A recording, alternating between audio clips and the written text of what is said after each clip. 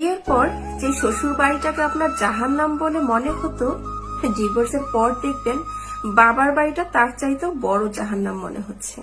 বিয়ের পর বাবার বাড়ির যে লোকগুলো আপনাকে বলতো সবসময় আপনার পাশে আছে, ডিভোর্সের পর দেখবেন সেই লোকগুলোকে সবার আগে খুঁজে পাওয়া যাচ্ছে না। বিয়ের পর শ্বশুর বাড়ির সাথে সামান্যতম ঝামেলা হলে বাবার বাড়ি থেকে আপনি হর হামেশাই শুনতে পেতেন, আমাদের মেয়েকে কি খাওয়াতে পড়াতে ও বাড়িতে পাঠিয়েছে নাকি। ডিভোর্সের পর দেখবেন সেই মানুষগুলোই আপনাকে খাওয়ার খোটা দিচ্ছে। বিয়ের পর যে বড় ভাইয়ের বউ হর হামেশা বলে যেত, আমার মতো মেয়ে বলে এইরকম ছেলের সাথে সংসার করছে, তিনি হলেও একদিনও সংসার করতেন না, সে ভাইয়ের বউই ডিভোর্সের পর বলছে আর একটু মানিয়ে নেওয়া যেত, আর একটু ধৈর্য ধরলে এমন কি হতো। বিয়ের পর যে বড় ভাই প্রতিনিয়ত বলতো, বোন হয়েছে তো কি হয়েছে, এই সংসার তোরও, তো যখন খুশি তখন চলে আসবে। ডিভোর্সের 6 মাস না পেরোতেই সে বড় ভাই আমার চাইতে দ্বিগুণ বয়স বেশি একজন পাত্রের সাথে আমার বিয়ে ঠিক করাতে ব্যস্ত হয়ে পড়েছে।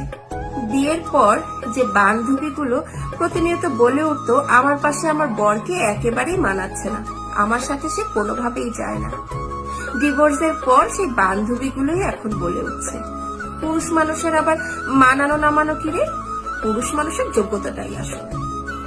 বিয়ের পর আমার শাশুড়ি মার ভুলগুলো আমার চাইতে আমার মা যেভাবে চোখে আঙ্গুল দিয়ে আমাকে ধরিয়ে দিতেন, ডিভোর্সের পর আবার সেই মাই এখন বলে উঠছে, শাশুড়িরা ওই রকম একটু একটু করে, সহ্য করতে হয়।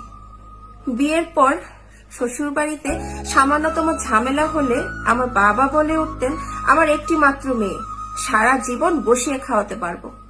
ডিভোর্সের পর আবার সেই বাবাই বলেন, মেয়েকে আর কতকাল বসিয়ে খাওয়াবো।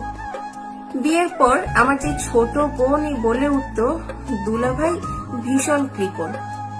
ডিভোর্সের পর আমার ছোট বোনের বিয়ে হলে আমার সেই বোনই এখন বলে ওঠে, পুরুষ মানুষের এত হাত খোলা থাকতে হয় না, ভবিষ্যতের কথা তো চিন্তা করতে হবে।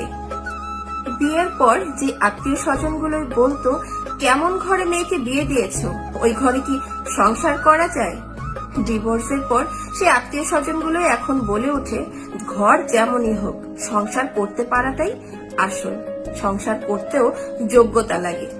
বিয়ের পর যে পাড়া প্রতিবেশীরা কানাঘুষা করত, অমন চাঁদের মতো মেয়েটাকে কেমন একটি কালো বিশ্রী দেখতে ছেলের সাথে বিয়ে দিয়েছে। ডিভোর্সের পর সেই পাড়া প্রতিবেশীরাই আবার কানাঘুষা করে, ছেলে মানুষের আবার রূপ কি, যোগ্যতাটাই আসল। আর মেয়েদের রূপ কতদিন থাকে, মেয়েদের রূপে নয় গুণে পরিচয় হতে হয়। বিয়ের পর চারপাশের যে মানুষগুলো প্রতিনিয়ত বলে উঠতো, শ্বশুরবাড়ির এই অত্যাচারগুলো কেন সহ্য করবে। ডিভোর্সের পর সেই চারপাশের মানুষগুলোই বলে, একটু একটু সহ্য করলে কি এমন ক্ষতি হতো। বিয়ের পর যে স্বামীকে আমার মনে হতো সে একেবারেই কেয়ার করতে জানে না, আমাকে সে একদমই ভালোবাসে না, ডিভোর্সের পর এখন আমার মনে হয় সেই হয়তো পৃথিবীর একমাত্র পুরুষ যে কিনা আমাকে মন প্রাণ উজাড় করে ভালোবেসেছিল। আসলে কি জানেন, একটি সম্পর্ক ভাঙার আগে দেখবেন আপনার চারপাশে অনেক মানুষ রয়েছে আপনাকে সাপোর্ট দেওয়ার জন্য। ভেঙে ফেলো, সংসারটা ভেঙে ফেলো, কিন্তু ভেঙে ফেলার পর কাউকে আর তোমার চারপাশে খুঁজে পাবে না। বিয়ের পর শ্বশুর শাশুড়ি দেবর ননদ স্বামীর যে ছোট ছোট ভুলগুলোকে আমি ক্ষমা করতে পারতাম না, অথচ বাবার বাড়িতে বাবা মা ছোট ভাই বোন সবারই সেই ভুলগুলো আমি নির্দ্বিধায় ক্ষমা করে দিচ্ছি। বিয়ের পর যে শ্বশুর বাড়িটাকে জাহান্নাম মনে হতো, ডিভোর্সের পর বাবার বাড়িটাকে তার চাইতেও বড় জাহান্নাম মনে হচ্ছে। তবে এখন কোথায় যাব। সম্পর্কটা ভাঙার জন্য যে মানুষগুলো এত সাপোর্ট দিয়ে আসছিল, এখন তো কাউকেই খুঁজে পাচ্ছি না। যে মানুষগুলো আমাকে প্রতিনিয়ত বুঝিয়েছে বিয়েটাই জীবনের সবকিছু না, সেই মানুষগুলোই এখন উঠে পড়ে লেগেছে আমাকে দ্বিতীয়বার বিয়ের বন্ধনে আবদ্ধ করার জন্য। তাদের কাছে এখন বিয়েটাই জীবনের সব। তবে কেন আমি তাদের কথা শুনে আমার সুন্দর সম্পর্কটাকে ভেঙে দিয়েছি। আসলে কি, আমি ভুল করেছি। আমি সেই ভুল করেছি যে ভুলের আর শুধরানোর কোনো পথ খোলা রেখে আসিনি। সংসার করতে গেলে টুকিটাকি সমস্যা ভুল থাকতেই পারে। সেই ভুলটাকে কখনো সংসার ভেঙে ফেলার মতো বড় করে দেখবেন না। যে ভুলটা আমি করেছি, দোহাই লাগে, এই ভুলটা আর কেউ করবেন না।